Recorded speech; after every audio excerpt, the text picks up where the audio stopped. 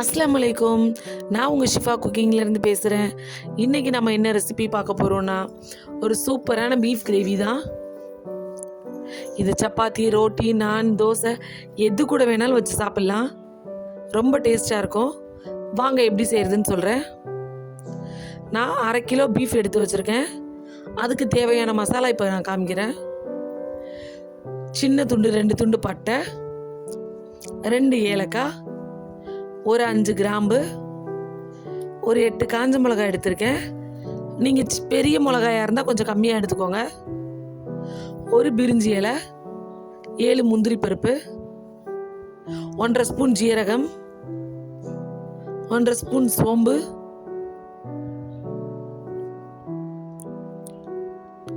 2 spoon மிளகு.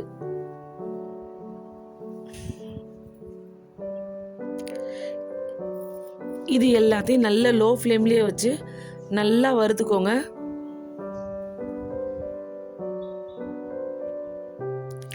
இதுதான் இந்த கிரேவிக்கான மெயின் மசாலா. நல்லா வறுத்துருச்சு. இப்போ இதை ஆற வச்சிடலாம். இங்கே நான் பீஃபை நல்லா கழுவி எடுத்து வச்சுருக்கேன். இதில் 2 பெரிய வெங்காயம், அதை பொடியாக கட் பண்ணி வச்சுருக்கேன். அதை இது கூட சேர்த்துட்றேன். அதுக்கப்புறம் 3 தக்காளி கட் பண்ணி வச்சுருக்கேன். அதையும் இது கூட சேர்த்துட்றேன்.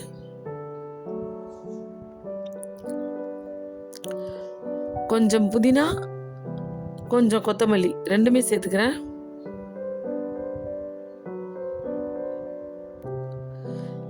அதுக்கப்புறம் ஒரு 1/2 ஸ்பூன் இஞ்சி பூண்டு பேஸ்ட், 1/4 ஸ்பூன் மஞ்சள் தூள், 1/2 ஸ்பூன் தனியாத்தூள், 1 ஸ்பூன் மிளகாத்தூள்.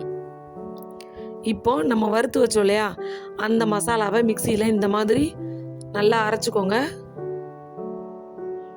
நல்லா கொஞ்சம் கரகரப்பாக நுணுக்கிக்கோங்க. ரொம்ப ஃபைனாக நுணுக்கிற வேண்டாம். நம்ம அரைச்சி வச்ச மசாலா பவுடர் எல்லாத்தையும் இது கூட சேர்த்துருங்க. இப்போ இது எல்லாத்துக்கும் தேவையான உப்பை சேர்த்துடலாம்.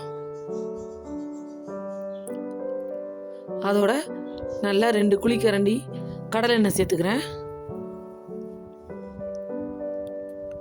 கடைசியாக வாசத்துக்கு ஒரு ரம்ப இலை சேர்த்துருக்கேன். இப்போ இதில் கொஞ்சமாக தண்ணி சேர்த்துக்கோங்க. தண்ணி அதிகமாக சேர்க்க வேண்டாம், ஏன்னா பீஃப்லேயே கொஞ்சம் தண்ணி விடும். எல்லாத்தையும் நல்லா மிக்ஸ் பண்ணி விட்டுருங்க. அந்த மசாலாலாம் எல்லாம் கலக்கணும். இப்போ இதை இப்படி குக்கரை மூடி நல்லா இதை வேகிற வரைக்கும் விசில் வச்சுக்கோங்க. இப்போ நான் நல்லா விசில் வச்சு எடுத்துட்டேன். இப்போ பாருங்கள், சூப்பராக கிரேவி ரெடி ஆயிருக்கு. இப்படி நீங்கள் வச்சு சாப்பிடணுன்னாலும் சாப்பிட்லாம்.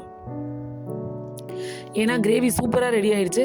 நமக்கு இன்னும் கொஞ்சம் திக்காக வேணுங்கிறனால நான் இப்போ ஒரு கடாயில் மாற்றிக்கிறேன். அதை இன்னும் கொஞ்சம் நல்லா திக்காக விடுறேன். அது ஒரு 10 நிமிஷம் நல்லா கொதிக்கட்டும்.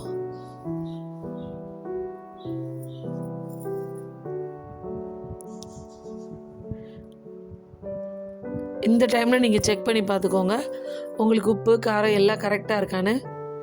சப்போஸ் உங்களுக்கு காரம் கம்மியாக தெரிஞ்சால் ஒரு 1/2 ஸ்பூன் மிளகுத்தூள் சேர்த்துக்கோங்க. பார்த்தீங்களா, நம்மளோட பீஃப் கிரேவி சூப்பராக ரெடி ஆயிடுச்சு. பார்க்கும் போதே எவ்வளோ அழகாக இருக்குன்னு பாருங்கள். நீங்களும் உங்கள் வீட்டில் இதே மாதிரி ட்ரை பண்ணி பாருங்கள். கடைசியாக கொத்தமல்லியை போட்டு அடுப்பு ஆஃப் பண்ணிடலாம். என்னோட இந்த கிரேவி உங்களுக்கு பிடிச்சிருந்துச்சுன்னா என்னோட சேனலை லைக் பண்ணுங்கள், ஷேர் பண்ணுங்கள், சப்ஸ்கிரைப் பண்ணுங்கள். மறந்துடாமல் பெல் ஐக்கானை கிளிக் பண்ணுங்கள். அப்போ தான் நான் போடுற புது புது வீடியோஸ்லாம் உங்களுக்கு நோட்டிஃபிகேஷனில் வரும். சூப்பர். சப்ஸ்கிரைப் பண்ணுங்க. தேங்க்யூ.